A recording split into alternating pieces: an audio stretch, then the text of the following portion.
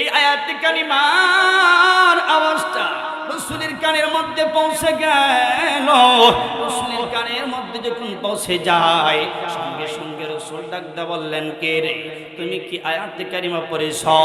এই আয়াতে কারিমা কি তুমি বুঝে শুনে পড়েছ? সত্যি কি তুমি তোমার দিল থেকে এই আয়াতে কারিমা পড়েছ? ডাকতে বললেন, নবী গো, হ্যাঁ, এই আয়াতে কারিমা বুঝে শুনে আমি পাঠ করেছি। আমার দিলের মাধ্যমে আমার বাবার চাইতে, মার চাইতে, দুনিয়ার সব কিছুর চাইতে আল্লাহ এবং রাসূলকে আমার দিলে সবচেয়ে বেশি ভালোবাসে। জোরে বলেন সুবহানাল্লাহ, আরো জোরে বলেন সুবহানাল্লাহ। মাইয়ুতির রাসূল ফাকাদ আতা আল্লাহ। আমার দিলের মাধ্যমে সবচাইতে বেশি ভালোবাসে যাদেরকে, আল্লাহ এবং রাসূলকে আমার মার চাইতে, বাবার চাইতে, দুনিয়ার সব কিছুর চাইতে বেশি ভালোবাসে তাদেরকে। এই কথা বলতে না বলতে রাসূল ডাকদা বলতেছেন, ছোট্ট মানব, তনহা, শুনে নাও, যদি সত্যি তুমি ভালোবেসে থাকো, এই ভালোবাসার একটা মাপকাঠি আমি নিতে চাই, তোমার কাছ থেকে একটা প্রমাণ চাই। ডাকদা বলতেছেন, আমার কাছে আসো।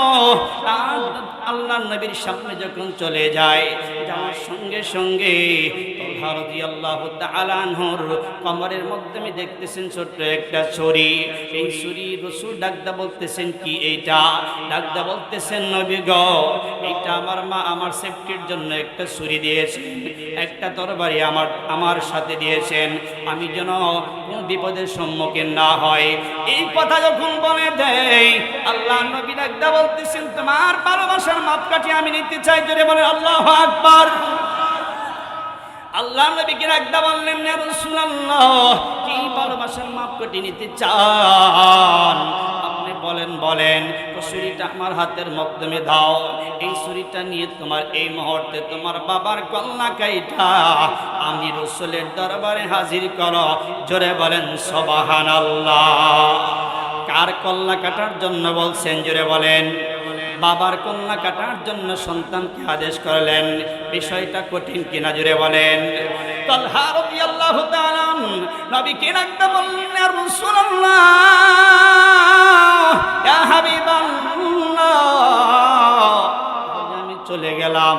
দৌড় দিয়া রাসূল দেখতেছেন, দৌড় দিয়া এই সাহাবীর হাতের মাধ্যমে ছুরি সুন্দর করে মাথা এরকম ভাবে মাথার সামনে নিয়ে, গাড়ির সামনে নিয়ে দাঁড় করাইলেন। এরকম ভাবে খুব দিবে অবস্থায় আল্লাহ রাসূল ডাকতে বললেন, তালহা রে, তোর বাবার কল্লা কাটার জন্য আমার কোনো প্রয়োজন নাই। জোরে বলেন সুবহানাল্লাহ।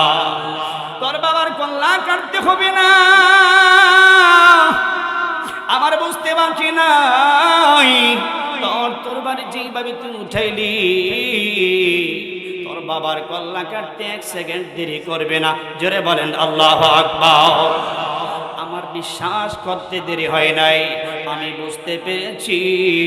লা ইউমিনু আহাদুকুম হাত্তা আকুনা হাব্বা ইলাইহি মিন ওয়ালিদিহি ওয়া ওয়ালাদিহি ওয়ান নাসি আজমাইন।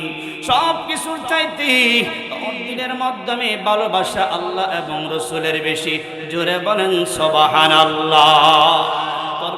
তরবারিটা নিচ দিকে নামা, তরবারিটা নিচে নামাইলো। আল্লাহর নবী ডাক দিয়ে বলতেছেন, তালহা রে, এবার চলে আয়, আমার কোলের মাধ্যমে চলে আয়।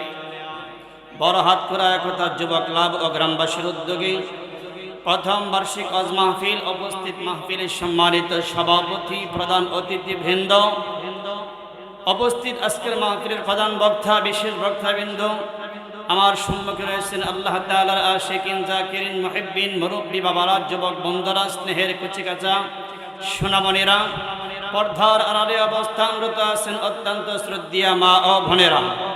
সময় আমার একেবারে কম। সকলকে নিয়ে মহান মালিক আল্লাহ রাব্বুল আলামিনের দরবারে শুকরিয়া আদায় করছি। যে মহান মালিক আল্লাহ রাব্বুল আলামিন এমন একটা কঠিন মুহূর্তে, যে মুহূর্ত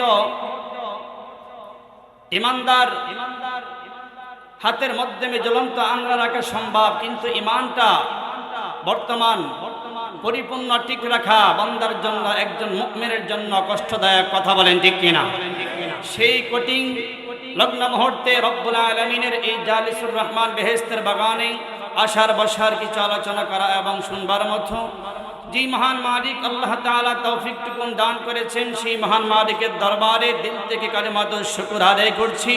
উচ্চ আওয়াজে উচ্চ কণ্ঠে চিৎকার দিয়ে জোরে সরে পড়ি আলহামদুলিল্লাহ। বুঝলাম না, এতগুলো মানুষ আপনাদের আলহামদুলিল্লাহর আওয়াজের কোনো পাওয়ার নাই, কি বলেন আপনারা? যেমন হওয়ার দরকার ছিল তেমন কি আছে, হয়েছে? বোঝেন নাই কথা?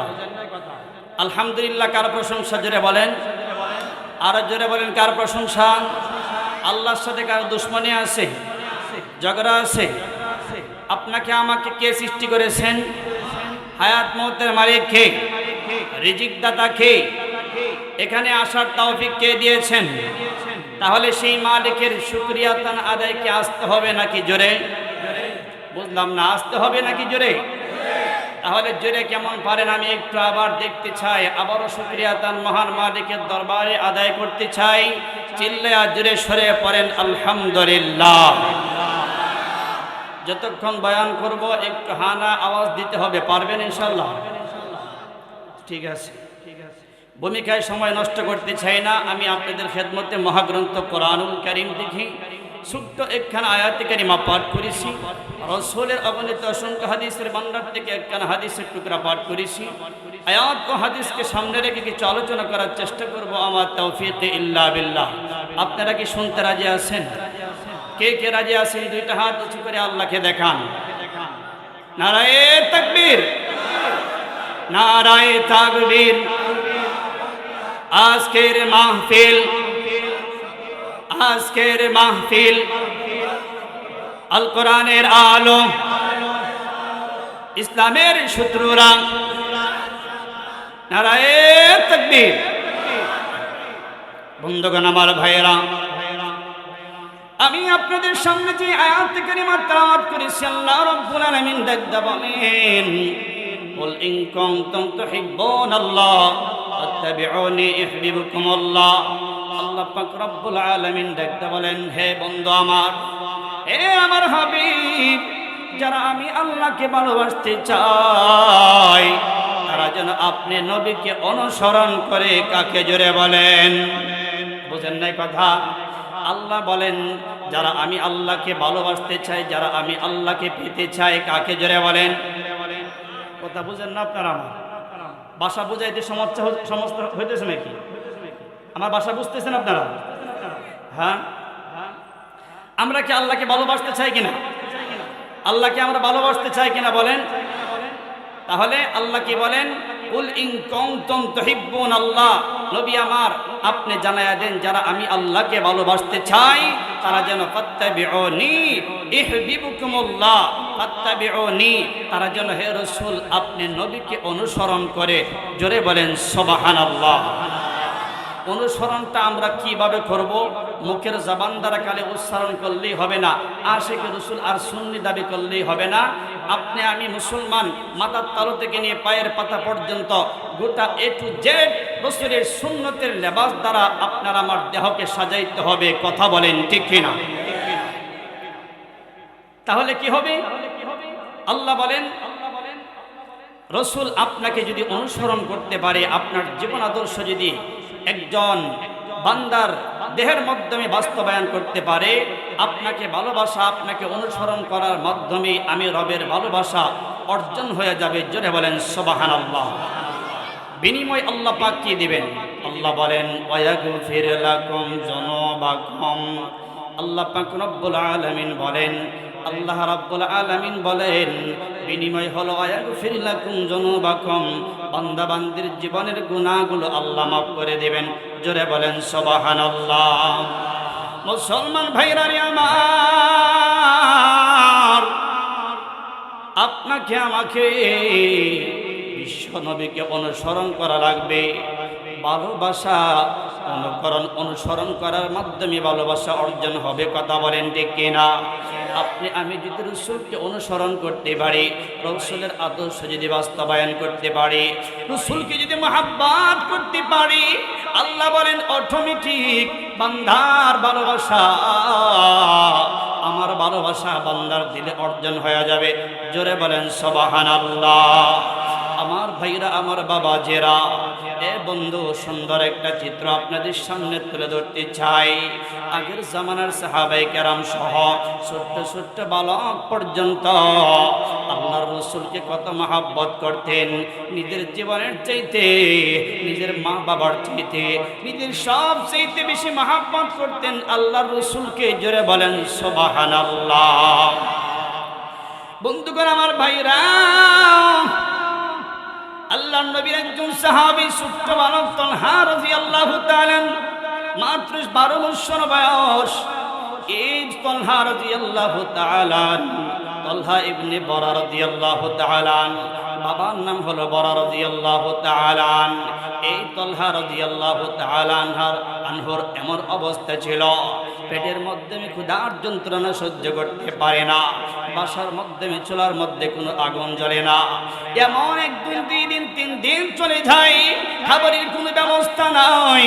মুসলমান বাবাজি এমন একটা পর্যায়ে মাকে ডাকতে বললেন, মা, আমাদের বাড়ির মধ্যে চুলার মধ্যে আগুন জ্বলে না, আমার পেটের ক্ষুধার যন্ত্রণা সহ্য করতে পারতেছি না। মা ডাকতে বলতেছেন, বাবা শোনো, এই যে কিছুক্ষণ পরে তোমার বাবা নবীজির দরবারে চলে যাবে। ওই নবীজির দরবারে যদি তোমার বাবার সাথে চলে যাও, ওই নবীর চেহারার দিকে যদি তাকাও, এই 2-3 দিনের পেটের ক্ষুধার যন্ত্রণা তোমার হালকা হয়ে যাবে, ক্ষুধার যন্ত্রণা আর খেয়াল থাকবে না। জোরে বলেন সুবহানাল্লাহ। তালহা রাদিয়াল্লাহু তাআলা ডাকতে বললেন, মা, কোন সময় যাবে? অপেক্ষায় রয়েছেন সন্তান। তালহা রাদিয়াল্লাহু তাআলা প্রতিমধ্যে বাবা চলে আসছে। বন্ধুগণ, লম্বা ইতিহাস সংক্ষিপ্তভাবে রাসূলের একটা প্রেমের চিত্র আপনাদের সামনে তুলে ধরতে চাই। যে রাসূলের ভালোবাসা মুমিনের দিলের মধ্যে যদি না থাকে, নামাজ রোজা করেন, হজ যাকাত করেন, যা কিছু করেন না কেন, কোন আমল আল্লাহ পাকের কাছে পুষবে না। কথা বলেন ঠিক কিনা? যে আমলের মধ্যে রাসূলের প্রেম নাই, ভালোবাসা নাই, ওই আমল আল্লাহ তাআলার দরবারে গ্রহণযোগ্য নয়। কথা বলেন ঠিক কিনা? এর মুসলমান বাবাজি, তালহা রাদিয়াল্লাহু তাআলা, হযরত বরা রাদিয়াল্লাহু তাআলা বাবার সাথে হাঁটি হাঁটি পা ঘোরে রাসূলের দরবারে চলে যায়। রাসূলের দরবারে চলে যায়, মসজিদ নববীর মধ্যে মিম্বারে বসে বসে এইভাবে যখন বয়ান করতেছেন, বয়ানরত অবস্থায় সাহাবায়ে কেরামদের সঙ্গে হইয়া ছোট্ট সাহাবী বাবার সঙ্গে বসে গেল, বয়ান শুনতেছেন। একেবারে ছোট্ট, অন্য সাহাবায়ে কেরাম অনেক উঁচু দেহের অধিকারী, তাদের এমন মাঝখানে বসে যে নবীকে সুন্দর করে দেখতে পারতেছি না। তালহা রাদিয়াল্লাহু তাআলা বাবাকে ডাকতে বলতেছে, বাবা গো, আমি তো আমার রাসূলকে সুন্দর করে দেখতে পারতেছি না। বাবা, আপনি আপনার কোলের মধ্যে উঠে আমাকে বসান। জোরে বলেন সুবহানাল্লাহ। আল্লাহর নবীর সাহাবী ছোট্ট বালক তালহা রাদিয়াল্লাহু তাআলা বাবার কোলের মধ্যে বসে এইভাবে সুন্দর করে তাকায়া রইলেন। বাবার কোলের মধ্যে বসে রাসূলের জবানের চেহারার দিকে তাকায়া রইলেন।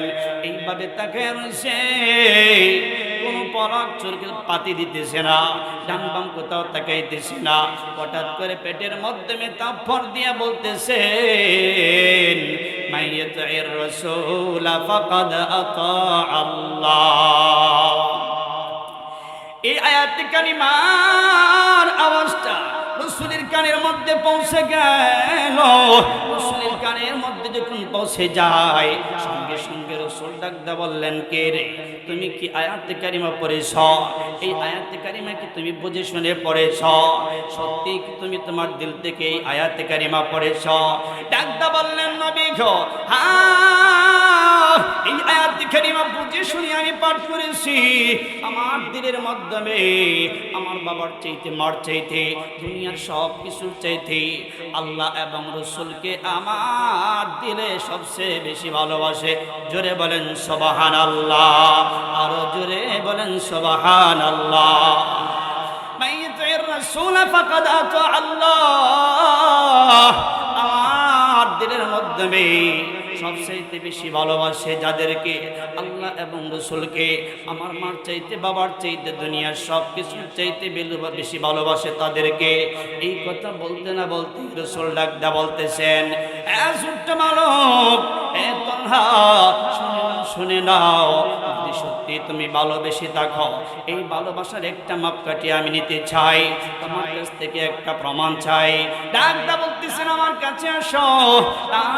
আল্লাহ নবীর সামনে যখন চলে যায়, যাওয়ার সঙ্গে সঙ্গে তালহা রাদিয়াল্লাহু তাআলা আনহুর কমরের মাধ্যমে দেখতেছেন ছোট্ট একটা ছুরি। এই ছুরি রাসূল ডাকদা বলতেছেন, কি এইটা? ডাকদা বলতেছেন, নবী গো, এটা আমার মা আমার সেফটির জন্য একটা ছুরি দিয়েছেন, একটা তরবারি আমার সাথে দিয়েছেন, আমি যেন কোনো বিপদের সম্মুখীন না হয়। এই কথা যখন বলে দেয়, আল্লাহ নবী ডাকদা বলতেছেন, তোমার ভালোবাসার মাপকাঠি আমি নিতে চাই। জোরে বলেন আল্লাহু আকবার। আল্লাহ নবীকে ডাকদা বললেন, ইয়া রাসূলুল্লাহ, কি ভালোবাসার মাপকাঠি নিতে চান? আপনি বলেন। তো ছুরিটা আমার হাতের মাধ্যমে দাও। এই ছুরিটা নিয়ে তোমার এই মুহূর্তে তোমার বাবার কল্লা কাইটা আমি রাসূলের দরবারে হাজির করো। জোরে বলেন সুবহানাল্লাহ। কার কল্লা কাটার জন্য বলছেন? জোরে বলেন। বাবার কন্যা কাটার জন্য সন্তানকে আদেশ করলেন। বিষয়টা কঠিন কিনা? জোরে বলেন। তালহা রাদিয়াল্লাহু তাআলা নবীকে ডাকতে বললেন, ইয়া রাসূলুল্লাহ, ইয়া হাবিবাল্লাহ, আমি চলে গেলাম। দৌড় দিয়া রাসূল দেখতেছেন, দৌড় দিয়া এই সাহাবীর হাতের মাধ্যমে ছুরি সুন্দর করে মাথা এরকম ভাবে মাথার সামনে নিয়ে, গাড়ির সামনে নিয়ে দাঁড় করাইলেন। এরকম ভাবে খুব দিবে অবস্থায় আল্লাহ রাসূল ডাকতে বললেন, তালহা রে, তোর বাবার কল্লা কাটার জন্য আমার কোনো প্রয়োজন নাই। জোরে বলেন সুবহানাল্লাহ। তোর বাবার কল্লা কাটতে হবে না, আমার বুঝতে বাকি নাই। তোর বাড়ি যেইভাবে তুই উঠাইলি, তোর বাবার কল্লা কাটতে 1 সেকেন্ড দেরি করবে না। জোরে বলেন আল্লাহু আকবার। আমার বিশ্বাস করতে দেরি হয় নাই, আমি বুঝতে পেরেছি। লা ইউমিনু আহাদুকুম হাত্তা আকুনা হাব্বা ইলাইহি মিন ওয়ালিদিহি ওয়া ওয়ালাদিহি ওয়ান নাসি আজমাইন। সব কিছুর চাইতে দিনের মাধ্যমে ভালোবাসা আল্লাহ এবং রসুলের বেশি। জোরে বলেন সুবহানাল্লাহ। তরবারিটা নিচ দিকে নামা, তরবারিটা নিচে নামাইলো। আল্লাহর নবী ডাক দা বলতেছেন, তলহারে, এবার চলে আয়, আমার কোলের মাধ্যমে চলে আয়। আল্লাহর নবী ডাক দিয়া তলহাকে সুন্দর করে মুখের মাধ্যমে জড়ায় আনিলেন, মুখের মাধ্যমে জড়ায় আনিলেন, মাথার মাধ্যমে চুমু দিলেন, গালের মাধ্যমে চুমু দিলেন। চুমু দেওয়ার পর আল্লাহর নবী কি করলেন? ডাকটা বলতেছেন তলহার বাবাকে, এ তলহার বাবা, শুনে নাও, আমি এমন একজন আশিকে রাসূল, এমন একজন আমার প্রেমিক, আমার এমন একজন আশিকে রাসূল। ছোট্ট বালকের দেহের মাধ্যমে আমি রাসূলের এত ভালোবাসা, আমি রাসূল তার প্রতি রাজি আর খুশি হয়ে গেলাম। জোরে বলেন সুবহানাল্লাহ। ওই রাসূলের ভালোবাসা আপনার আমার দিলের মাধ্যমে অর্জন করার দরকার আছে না নাই? জোরে বলেন আছে না নাই? যেই রাসূলের শাফাআত ব্যতীত কোন উম্মত জান্নাতে যেতে পারবে না। কথা বলেন ঠিক কিনা? এ মুসলমান বাবাজি, 2-4-5 মিনিটের মধ্যে আলোচনাটা শেষ করে দেব। আল্লাহ নবী ডাকতে বলতেছেন, এ বরা রাদিয়াল্লাহু তাআলা তলহার বাবাকে ডাকতে বলতেছেন, তলহার বাবা, শুনে নাও, আমার এই ছোট্ট বালক যেই দিন মারা যাবে এই খবরটা আমার কানের মাধ্যমে পৌঁছায় দিবে। হে বালক, আমার কানের মাধ্যমে পৌঁছায় দিবি, আমার কানের মাধ্যমে খবরটা পৌঁছাইবে। আমি এই তলহাকে গোসল দেব, আমার এই সাহাবীকে গোসল দেব, আমি রাসূল নিজে জানাজার নামাজ পড়াইব, আমি রাসূল এই তলহাকে কবরে নামাবো। জোরে বলেন সুবহানাল্লাহ, আরো জোরে বলেন সুবহানাল্লাহ। এই কথা বলতে না বলতে তালহার বাবা লাগতে বললেন, ইয়া রাসূলুল্লাহ, ইয়া হাবিবাল্লাহ, নবী গো আমার আর বুঝতে বাকি নাই, আমার সন্তান আর বেশি দিন বেঁচে থাকবে না। কথা বলেন ঠিক কিনা? আর বেশি দিন থাকবে না, আমার সন্তান হয়তো খুব দ্রুতই কবরের জগতে গমন করবে। আল্লাহর নবীর সাহাবী একটি পর্যায়ে যখন তলহা এবং তলহার বাবা হযরতে বারা যখন বাড়িতে চলে আসেন, বাড়িতে আসার পর 2-3 দিন যাইতে না যাইতে তলহার শরীরের মধ্যে এমনভাবে ভীষণ জ্বর চলে আসছে, এমন জ্বর চলে আসছে জ্বর থামে না। হযরতে তলহা রাদিয়াল্লাহু তাআলা মাকে নাকদা বলতেছেন, বাবাকে নাকদা বললেন, বাবা, ও বাবা, মা তোমরা শুনে নাও, আমার বুঝতে বাকি নাই, আমি হয়তো আর দুনিয়ায় বেঁচে থাকতে পারবো না, আমি হয়তো আর দুনিয়ায় বেঁচে থাকতে পারবো না, আমার কবরের জগতে চলে যেতে হবে। তবে একটা আদেশ করে যাই, ও বাবা শুনে নাও, আমার বাসা থেকে আমার নবীর বাসা পর্যন্ত প্রায় 3 কিলোমিটারের রাস্তা। ও বাবা, আমি যদি মারা যাই আমার নবী তো ঠিক থাকতে পারবে না, আমার নবী যা বলেছে সত্য বলেছে, আমাকে গোসল দিবে, আমাকে কাফন পরাইবে, জানাজার নামাজ পড়াইবে, দাফন দিবে, সব কিছু আমার নবী করবে। আমি একটা কথা শুনে নাও, আমি তোমাদেরকে ওয়াদা করাইতে চাই, আমি যদি রাত্রে বেলা মারা যাই, ও বাবা, আমার নবীকে এই সংবাদ তোমরা জানাইবা না, তোমরা মিলেমিশে এরকম ভাবে জানাজার নামাজ সম্পূর্ণ করে দেবা। জোরে বলেন সুবহানাল্লাহ। আর যদি দিনের বেলা মারা যায়, আমার রাসূলের কানের মধ্যে খবরটা পৌঁছে দেবা। এই কথা বলার সঙ্গে সঙ্গে তালহার বাবা ডাকতে বলতেছেন, সন্তান, কিসের জন্য তুমি নিষেধ করতেছো? রাত্রি বেলা যদি মারা যাও, তোমাকে আমার রাসূলকে খবর না জানানোর জন্য। ডাকতে বলতেছেন, বাবা গো, আমার নবীকে আমার জীবনের চাইতে আমি আমার নবীকে বেশি ভালোবাসি। জোরে বলেন সুবহানাল্লাহ। ও বাবা শুনে নেন, আমার এই বাড়ি থেকে রাসূলের বাসা পর্যন্ত 3 কিলোমিটারের রাস্তা। এই যে আইতে যাইতে যতটুকু সময় রয়েছে, এই রাস্তার মাধ্যমে অনেক বেঈমান বেদিনরা রয়েছে, যে রাসূলের চেহারার মধ্যে মশা মাছি বসে না, ওই রাসূলের গায়ের মধ্যে আঘাত দিতে বেঈমানগুলো দেরি করে না। কথা বলেন ঠিক কিনা? আমার রাসূলকে মারতে ভয় করে না। বাবা গো, আমি তো আমার দেহের চাইতে, আমার জীবনের চাইতে আমার নবীকে বেশি ভালোবাসি। আমার দ্বারা, আমার কারণে, আমার জন্যে আমার রাসূলের গায়ের মাধ্যমে কিঞ্চিত পরিমাণ আঘাত লাগুক, কষ্ট পাক, আমি তলহা কোনোদিন চাই না। জোরে বলেন সুবহানাল্লাহ। মুসলমান বন্ধুগণ, আমার ভাইয়েরা, তলহা এবার কি করলেন? কিছু সময় যাওয়ার পর রাত্রবেলা রাতটা যখন গভীর হয়ে যায়, তলহা দুনিয়া ত্যাগ করে পরকালে গমন করলেন। আল্লাহর নবীর সাহাবী, ছোট্ট সাহাবী যখন ইন্তেকাল করলেন, কি করলেন? বাবা সন্তানের ওসিয়ত অনুযায়ী সুন্দর করে গোসল করায়া, কাফন পরিধান করে, জানাজার নামাজ সম্পূর্ণ করে দাফন করে দিলেন। দাফন করে দেওয়ার পর পরের দিন সকালবেলা নবীজির দরবারের একজন সাহাবী রাসূলকে ডাকতে বলতেছেন, ইয়া রাসূলুল্লাহ, ইয়া হাবিবাল্লাহ, নবী গো, এই তো আপনার সাহাবী ছোট্ট বালক আপনাকে এত মহব্বত করে, নিজেই মহব্বতের কারণে নিজের বাবার কল্লা কাটার জন্য গিয়েছিল। জোরে বলেন সুবহানাল্লাহ।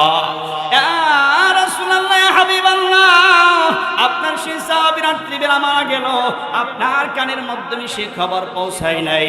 আল্লাহর নবী ডাকতে বলে, কেন রে কেন, এই খবর কিসের জন্য পৌঁছায় নাই? অবশ্যই কোনো না কোনো কারণ আছে, কথা বলেন ঠিক কিনা?